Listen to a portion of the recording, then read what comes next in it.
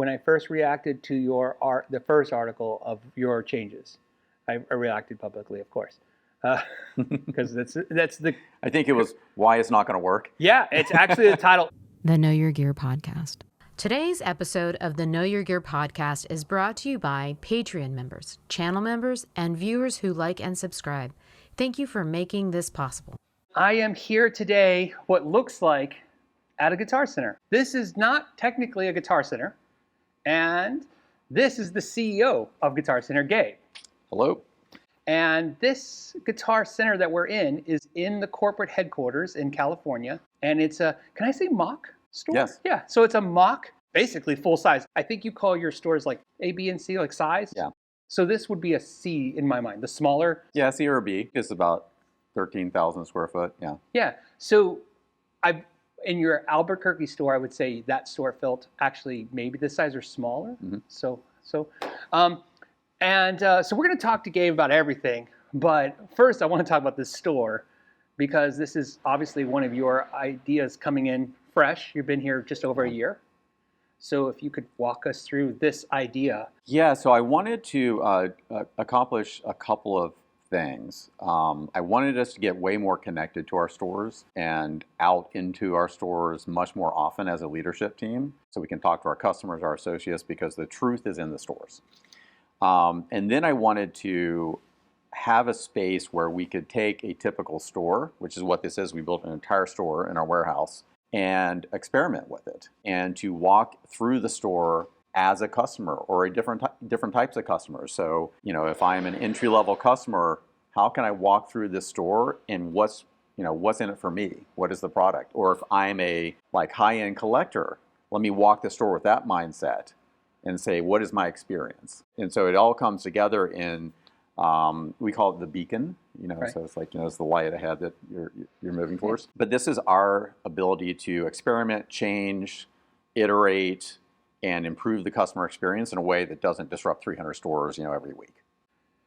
Yeah, rolling out an idea and then duplicating that 300 times is really hard. Even in today's day and age where, you could Zoom call or you can send out video content or whatever. But it's nice before you just pick a store and say, test this idea, you can physically, and you can actually see it.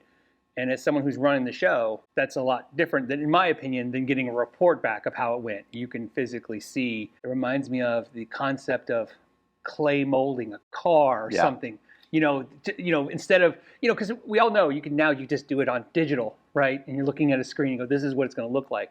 But there's something tactile about touch, and smell. The funny part about walking in, this smells like a guitar store.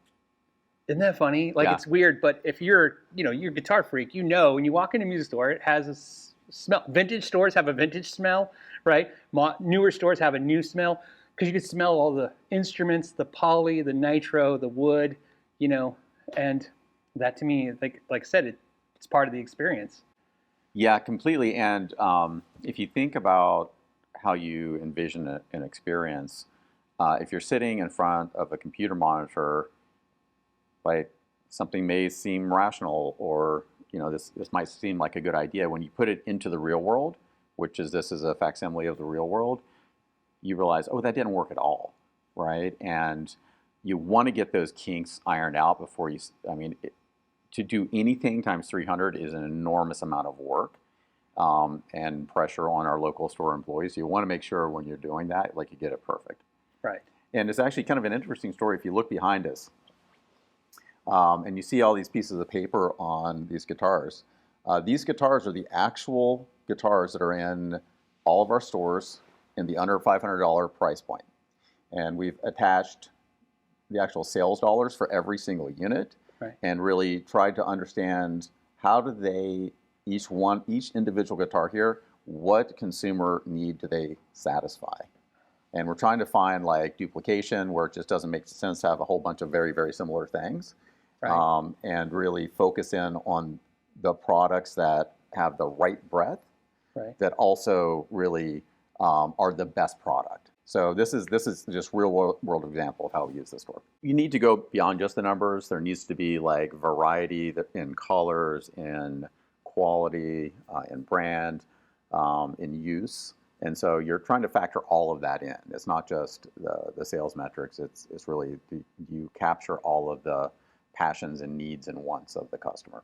I know that you've been out there and you've been talking, and I know you're trying to refocus the brand a little bit. The Guitar Center brand. At least that's how it looks to me. I mean, at this point, Guitar Center is in the United States. You're the biggest chain of guitar stores, music stores, with really no close second now. In the digital landscape, that's a different landscape. We'll probably talk about that too. But in the physical brick and mortar landscape, I remember, it was always this mom and pop versus the Goliath kind of logic. But now you're in that group because of the digital landscape, right? That's really the Goliath now. Yeah. The whole digital landscape, right? Guitar Center was just this evil Goliath thing. It was, you understand what I'm saying, right? We all went to Guitar Center. We all like Guitar Center. But there was this like the underdog, the mom and pop, Yeah. Now you see Guitar Center as, man, this needs to stay. Because if it goes, there's nothing following it. There will be no chain store after this. It will just be a click on my phone. And that's the experience I'm left with. And so that's why I think people are, specifically now with you, intent in listening to what you're saying, because you unfortunately are at the helm at probably the most critical time to make this succeed, right? Even more so. Does it make sense? Yeah. I think all of this really comes down to like, how do you serve your customer? What does your customer want, and how do you serve your customer? To the extent that we've made missteps in the past, they've almost inevitably just been forgetting who your customer is and forgetting how to like really deliver an amazing experience for your customer. When we talk to customers, it's so interesting. There's so many, like, they'll say the same things over and over again. And when I ask them, why do you come into a physical guitar store or music store? And they generally say one of three things. They'll say, I just need to like touch it and feel it and hear it. And you can take two identical $20,000 Les Pauls, and they weigh different, the grain is different, they feel a little different, they sound a little different, right? Like, you can read all the reviews online, and what you do is amazing. You still need to touch it and feel it, right? And so people want to come into the stores. What did that mean for us practically? We needed to have much better product in our stores. And we've spent the last year and several months driving relentlessly to get better product in the stores. And we had way over indexed on the beginner, and we had way under indexed on the mid and premium tier and the really drool-worthy products. And we've changed that. And for many of our categories, that transformation is done. For others, it's coming. But we have a much better assortment. And we still have a beginner product, but we have much better mid-tier, much better premium tier product in our stores. The second thing is they say things like, sometimes I just need to go to Disneyland. And that's their words, Disneyland. Right. Or sometimes they call it the candy store. Sure. But like, we're the candy store to them. Like, we're Space Mountain to them. Right. And they want to come in and have fun and experience and be around other like-minded people, and really be part of the music scene, but also just have fun. And what did that mean for us practically? It meant, well, let's just be honest, our stores were kind of disorganized and a little dirty. But more importantly, like, all of our best product was locked up. Our best guitars were on the top row locked. Yeah. And it wasn't fun. You couldn't go in and just grab something and play.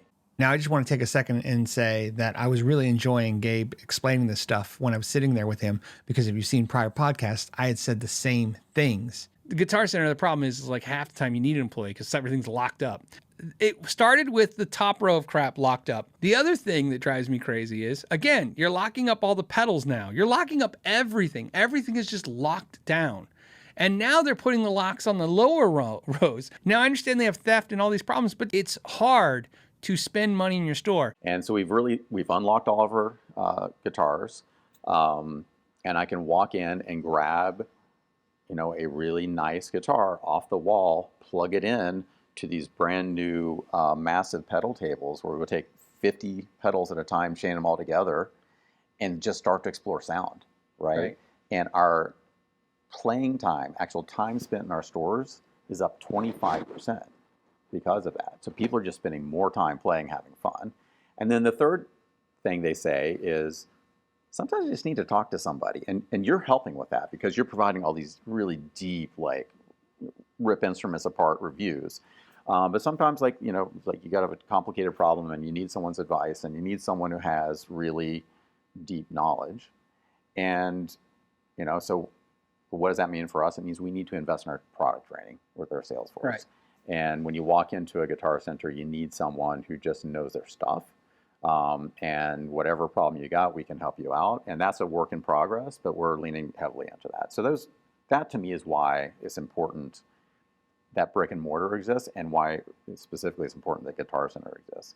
Because without us, you're just going to be ordering all kinds of stuff online, and you may not like it, you may not. Look, as someone who makes a living taking them apart and sharing that information, it is funny to me. I can pick up a guitar in a store and in 30 seconds know if I hate it. Like it's a harder thing. Like I don't know if I like it, but I can tell right away you don't like something. You just pick it up physically. To learn that I don't like something online, I find it takes me hours of watching something. Everybody agrees. We all know the perfect world is we would just physically go into stores. The problem is that there's this huge availability online, and there's something really nice about every color is available, every option. With your desire, which you've voiced now, and definitely demonstrated with the stores, this more premium aspect of guitars, now you need a more trained staff. Because I've seen you on another podcast, and you mentioned that they were not doing, Guitar Center was not doing training. They pretty much ceased most training in 2018, and you've kind of really brought it back. That's correct. I'm saying that because I'm very aware that training is important to you. That's why, Yes. So I know that's not a question. One of the things I did a couple years back is I went to Sweetwater, and while I was there, I asked if I could take their sales test. So I took it. It was brutal. Amazing. It was brutal. But they let me film it and put it out. It was brutal. Have you guys thought about not only training, but in giving an incentive to employees to learn? So in other words, creating tests that you want to see the results on. This is a test about whatever subject. Maybe it's vintage guitars. Maybe it's, intonation. Maybe whatever, a test, a category, keyboards, right? DJ, whatever. I don't think we're really at risk of a guitar employee or a lighting DJ employee going out there and learning on his own, as long as you've created and cultivated tests, the results. And say, hey, if the employee takes this test and pass, there's an incentive to them, maybe financial, maybe down the road. I love this. I love this suggestion. It's something we've talked about a fair amount internally. In my dream of the future, you walk into a Guitar Center, and it's a little corny, but you know how Boy Scouts, they've all got badges all over, right? Yeah.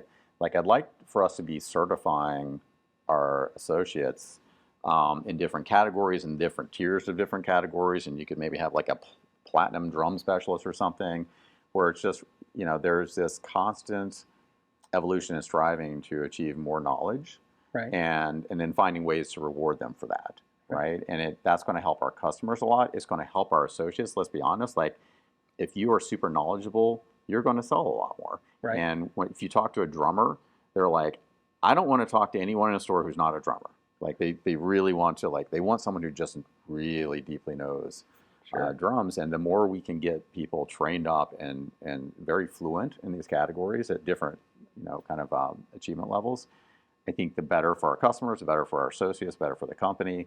And we got to find a way to reward them for that. When I first reacted to the first article of your changes, I reacted publicly, of course.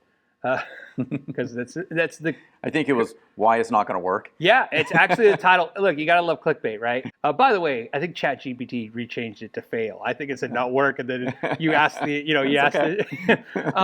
said a lot of crazy things on my show. It's a Friday water cooler show, right? We're just guitar nerds talking guitar stuff, and I've had all kinds of reactions to it. So when you guys reacted to me, my wife's like, "Oh, we get a cease and desist letter," and I'm like, "No, they want me to come and talk to him."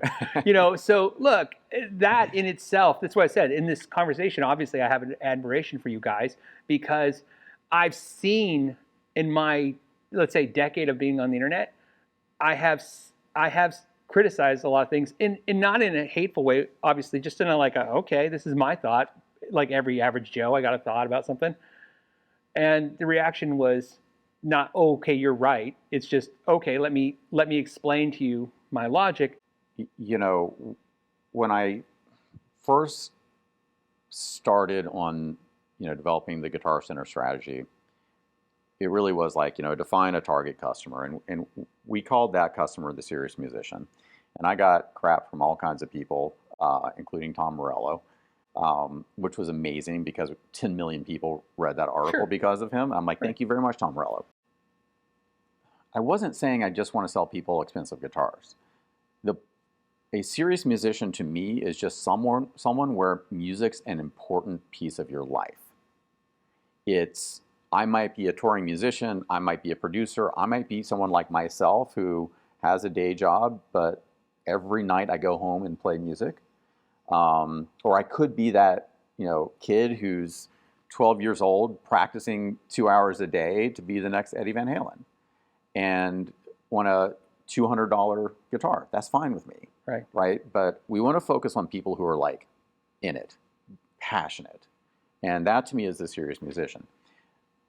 When I meet with our vendors who are the Fenders and the Gibsons and the PRSs and the Yamahas and the Rolands and everybody else, right?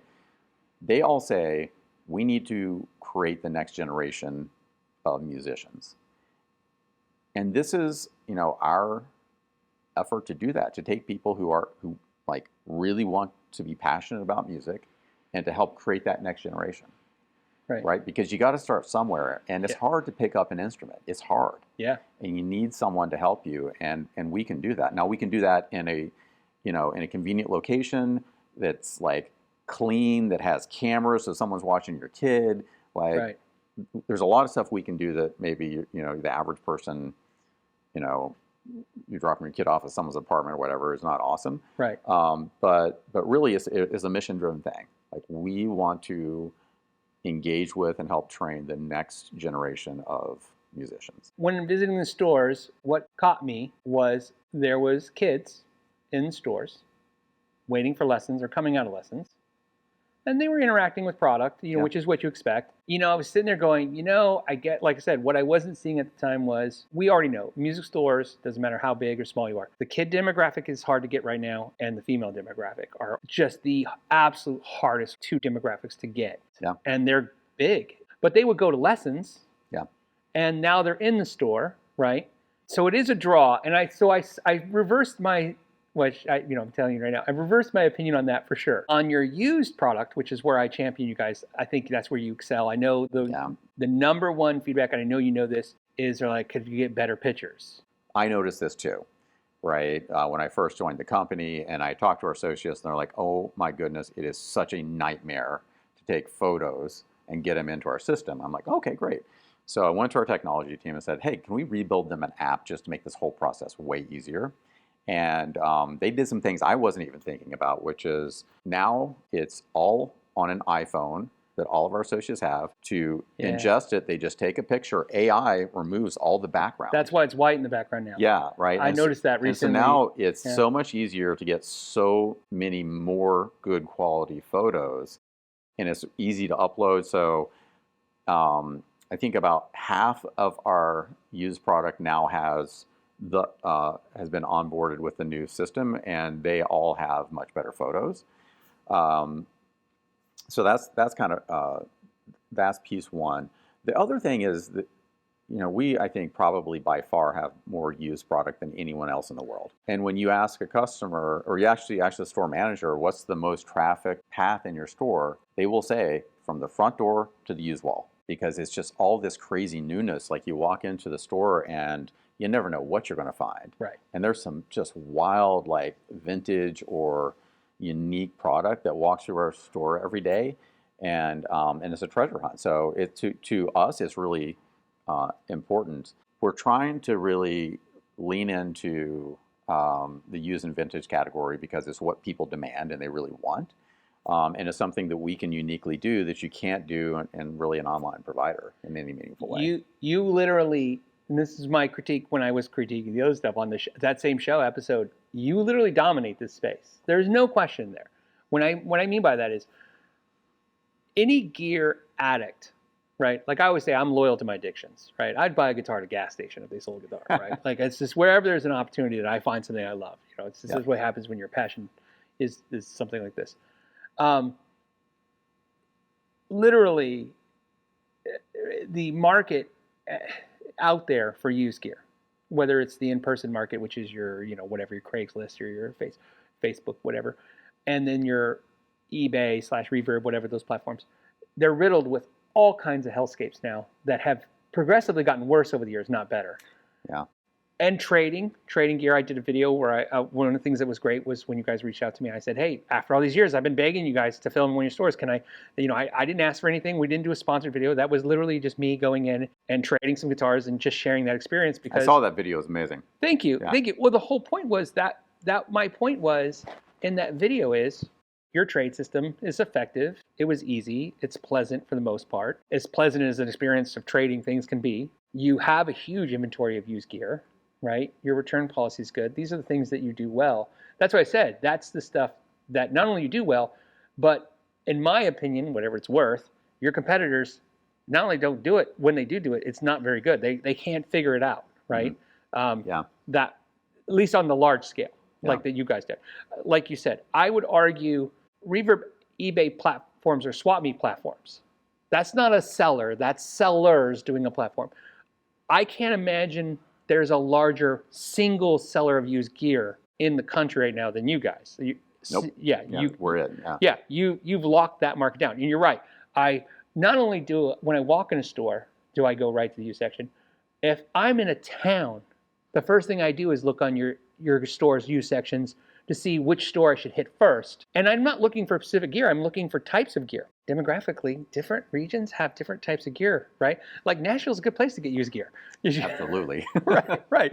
And you have a great store there for that. That you got dialed in. This last one. This one's a weird one. I ordered 4 items from you guys and 4 items from Sweetwater.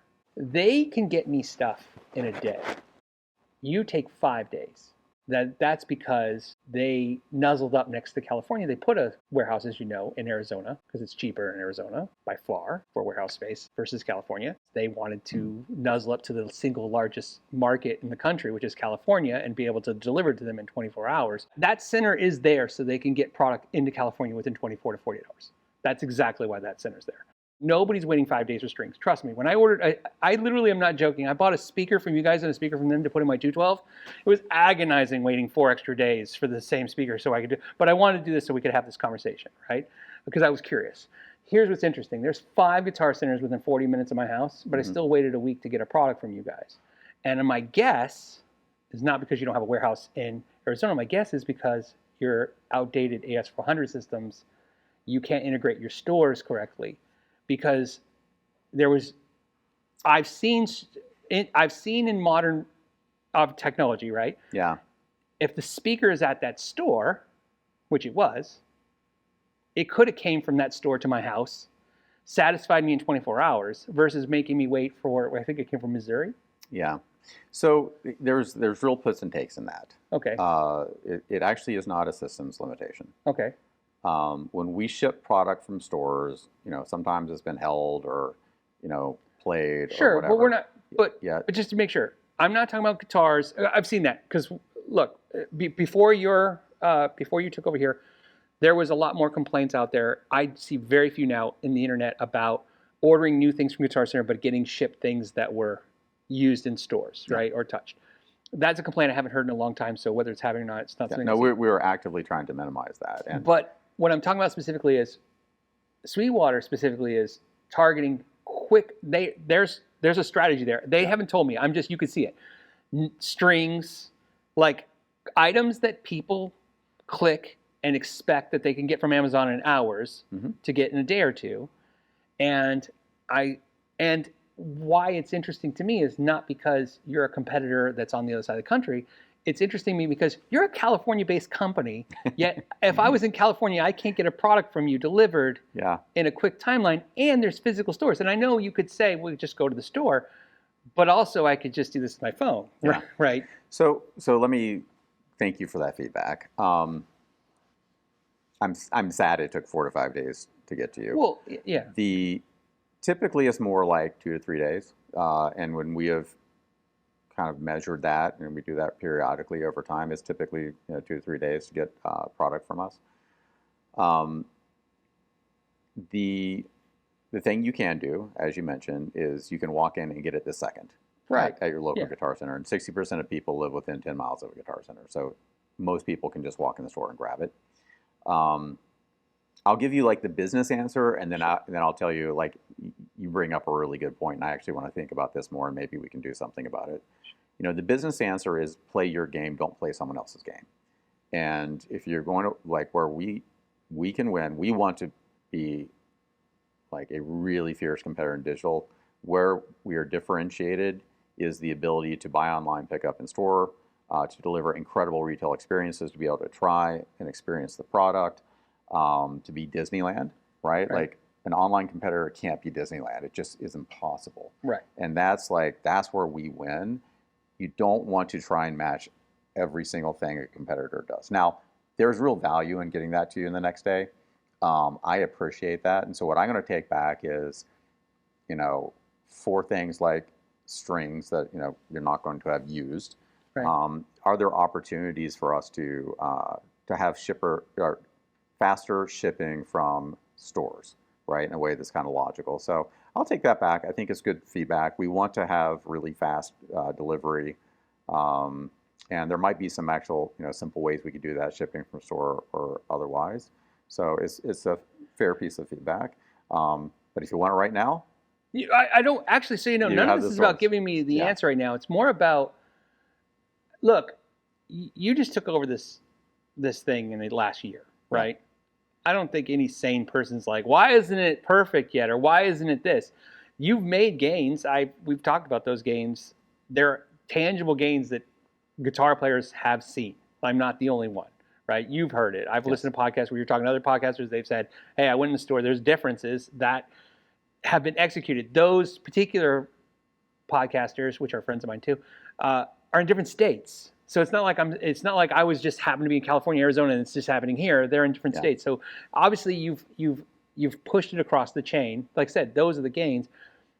And when we started this conversation, it started with we're rooting for Guitar Center as a whole, right? Because as guitar players, we want this place to go to. We want a place to anything. And the digital landscape is by far the most aggressive and scary platform to compete against, right? yeah, And so that's why I bring it up, because, like I said, it's not so much that you take longer. I could argue Sweetwater took longer than Amazon. I could have got strings faster, and I could have got them that afternoon from Amazon. I mean, the argument is, I just thought it was strange in the idea that you're a California-based company and this is the single largest market. I'm wondering if there's like, in your mind, are you looking at that as like, wow, we should probably, as a, you know, not let them take, they're literally on the other side of the country. It would be strange if they took, I understand they can't take physical market. They have no interest to take the physical market. Yeah. We're talking about digital market. And the reason I say that is Richard Ashe, when they closed Sam Ashe, sent me a really nice letter. And in the letter, what he said, 25% of the market is owned by Guitar Center. 25 by Sweetwater, 25 by Amazon, and we were struggling with the last 25% with all the other mom and pops and everybody else there. And it's just got too hard. And more important to that statement, which I thought was insightful, was who takes what of the lion's share? Amazon is ineffective in every way at selling high-end guitars. Fender used to try to sell high-end guitars on on Amazon. They don't even do that anymore because no one's buying an $1,800 guitar on Amazon, right? Yeah. So on Amazon, by the way, like, when you think about what we can uniquely provide for the musician, like low-end, cheap, toy-like instruments, like, that's not where we're going to win. Right. Right. It really is the premium product is where people are going to take the time and care a lot and want to experience it. And that's why that's important to us. Like, we are leaning into that, like, really high quality premium product where experience matters. That's where we can win against Amazon. It's not in the low end cheap stuff. Right. Right. And we'll have entry level, but we're just not going to compete with the, you know, factory direct from China stuff. Like, right. It's not a winnable space. And then it just comes down to, like, the other competitors, and, you know, the online competitors are fierce. And the mom and pops, like I have a lot of sympathy for them, right? Yeah. These are business owners and good people and everything else, and they have to lean into where they can have relationships and things like that, and we're going to try and do the same thing. Yeah. Well, okay. Well, obviously, like I said, I think where you could gain ground, you've gained ground, and you've definitely implemented that stuff, right? Like I said, it's fun to critique somebody on the smallest details because I'm picking the bones. Like it's my criticisms, they're not that great. You guys have really, where it counts, you've moved the needle the most, right? I know. I found myself back shopping at Guitar Centers more in the last, say, 5-6 months. Thank you. And I'll say, look, we need to be humble, and we are far from perfect. We're working really hard to get better every day, and this is a journey. And I appreciate you taking notice. And every single day we just got to wake up and say, how do we get a little bit better? And how do we really focus on our customer and making our customers happy? Because you do that, you win. Like if you thrill your customers over time, they're going to reward you with their loyalty, and so that's going to take time. It's going to take time for us to earn that trust. Before we even set up this podcast, the announcement was you closed 2 stores, one in West LA and the other one in somewhere around there. Yeah, I mean, by and large, like our stores perform really well. Like the West LA, as an example, it wasn't in a great location. The rent was absurdly high. The warehouse was across the street, so there's just a lot of difficulty running that store, and it just didn't make sense. And we had other stores in the vicinity, right, that if someone needed to go to a Guitar Center, they could go to them, right? Like Hollywood, in my opinion, is the best music store in the world. So we felt like we could serve our customer, and those stores just had a couple of really specific challenges that made them just not work. But by and large, like our stores are, all of our stores are, other maybe those 2, are profitable and doing well. Yeah, I didn't get any negative sense of it. Like I said, unfortunately, I got a bow to the internet a little bit too. Yeah. So that's why I thought I'd bring it up. But that leads me to the last thing, and that's what I want to end up with. So interesting enough, you mentioned before we started this that you have a gig after this. I do. How important do you think that is to your role here, is that you're a guitar player? I think it's really important that the person in my seat is a musician. And, Guitar Center, when we've messed up, it's because we just didn't have a deep understanding of our target customer and empathy for the target customer. And so I grew up in rural West Virginia. My dad was a musician. He had put together a makeshift recording studio in our living room, and people would come from all over the state and play till 2, 3 o'clock in the morning. And I decided that was going to be my room. So I moved out of my room and I lived in the living room with all these crazy people playing music, right? And then he taught me guitar, and I played my whole life. And so I think like that passion, that level of just connection to musicians is very helpful in developing like a vision for how to serve them. And as long as we can stay really close to that customer, we are going to do great. So I have a gig tonight. It's up in the Bay Area in Woodside. I've got a band that I've had for over a decade. I just love playing. We started to write our own original, songs, and they must love you, right? I mean, come on. Like you're like, hey, could I get a discount? Yeah. Right. They're like, hey, can I get the friends and family discount? Yeah. Yeah. I think they might appreciate that. Yeah. But it's they're also just a good group of people, and we have so much fun together. And it's really just that's my creative release. It's the thing that brings me joy in my life, other than my work and my family. And I think all musicians just feel this like emotional, visceral connection, to music and playing. And I like playing in front of people.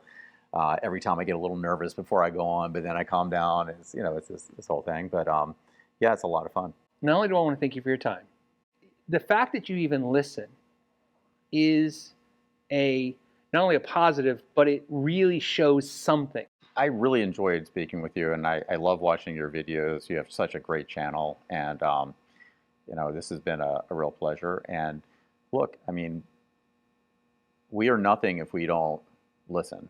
And the first, I think, day 3, when I joined the company, I just went out and worked in the stores, and I checked people out. I worked in the warehouse, talked to our associates, and I'm constantly just asking questions. And I asked 3 questions. I said, what are we great at? So we can keep doing that. What do we suck at? So we can, fix it or stop it. And then what should we do totally differently? And how do we innovate, right? Right. I asked everybody, our customers, our associates, everybody. And that's the strategy we're on now, is the answers to those questions just boiled up in a real consistent theme. And here we are. And it just began with listening. I want to thank Gabe for joining the podcast today. I hope you guys enjoyed it. I hope you learned something. What's nice is you can tell he's welcomes feedback. So if you want to leave feedback, I'd appreciate if you guys keep it constructive. As always, the internet gets weird, but for the most part, you guys are amazing. Keep it productive, because you can see it does seem to get to the right ears. It does have effect, and he does listen. And definitely, we'll be watching the comments, and Yeah. we'll take all that in. Thank you very right. much. Yeah. All right, guys. Thank you for your time. Know your gear. Thank you so much. Hey, that was awesome.